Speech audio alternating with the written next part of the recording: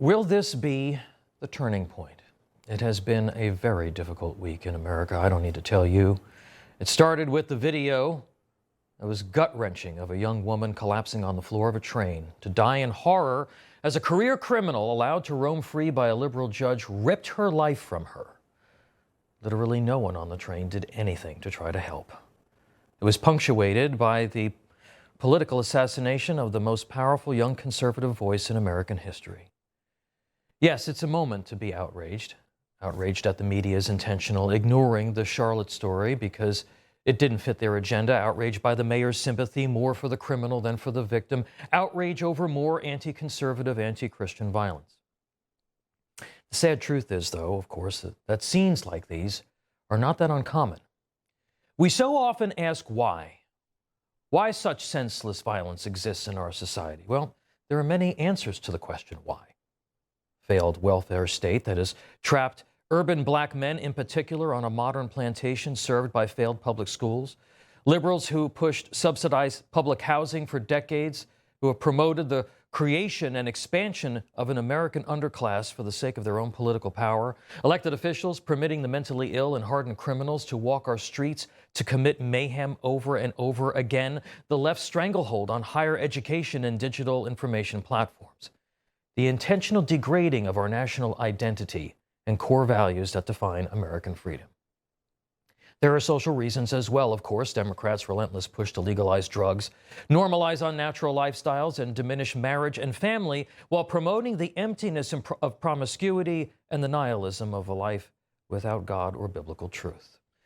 What it all boils down to is that we have stripped away what makes life worth living for so many of our fellow citizens. A society increasingly controlled by forces that have more in common with Karl Marx than Thomas Jefferson or Abraham Lincoln has grown rudderless, angry, and depressed. Because today, too often, we don't put people first. We put systems, political gain, and power and profit over lives and souls and human advancement. What we are witnessing is no accident. It is the result of extreme capitalism, of which big tech and higher education are a part, combined with extreme government intervention that is degrading human dignity. Extreme expressions of power corrupt souls and destroy lives. The corrosion isn't just the young black men who believe that they have nothing to live for, or the trans kid who lives in his own reality. It is the breakdown of basic civility among people. Take, for instance, the unhinged woman at the Phillies game last week. C.S. Lewis saw this coming as real communism and fascism advanced in the 1940s. He wrote in the Screw Tape Letters, and you should check those out, quote, "Make sure to keep the patient in a constant state of angst, frustration, and general disdain toward the rest of the human race to avoid any kind of charity or inner peace from further developing." We are the patient, folks.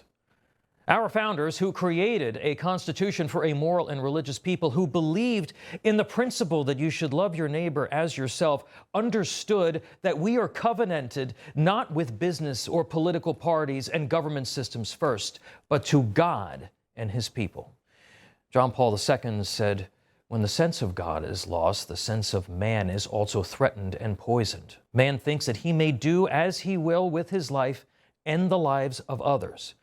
History attests that without God, violence and oppression soon arise." We're not treating our nation like it is a nation of people anymore, but a nation of faceless, nameless, soulless machines. We were creating a more perfect union.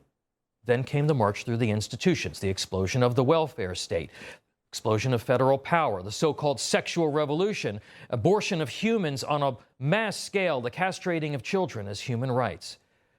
What has followed is the slow hollowing out of the soul of our society.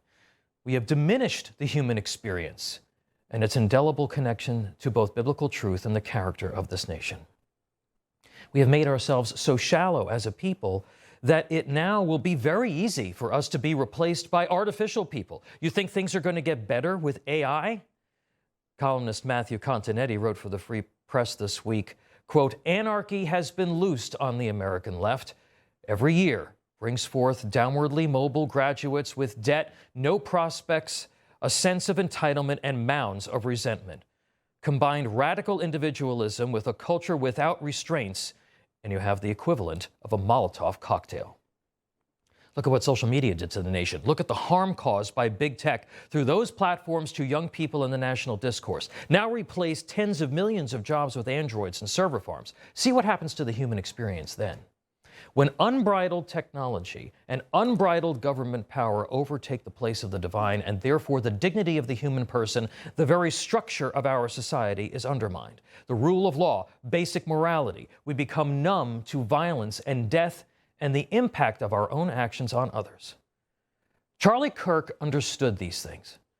Despite often the outright abuse of his young audiences, he had the courage to take a new movement around the values that have made this nation the envy of the world.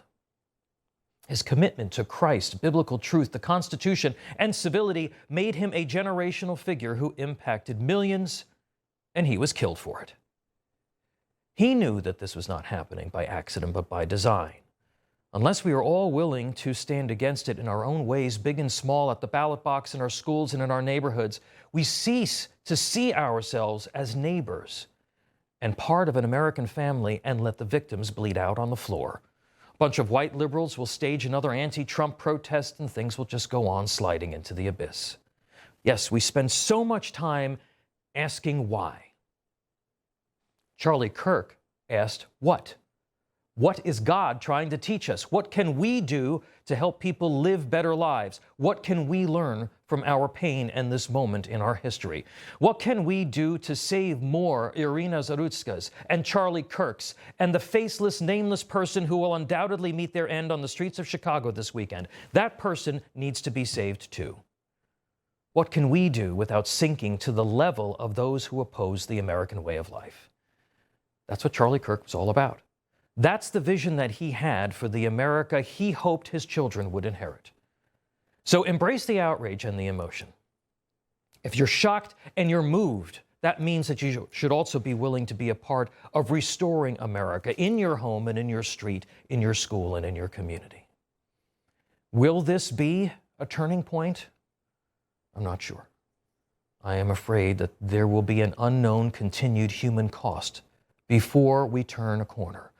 But when we do, and we will need to do the hard work, as Lincoln once envisioned, and as Charlie once hoped, that we again can be one nation, under God, indivisible, with liberty and justice for all. Information. Truth is freedom. Is Newsmax. It's real news for real people.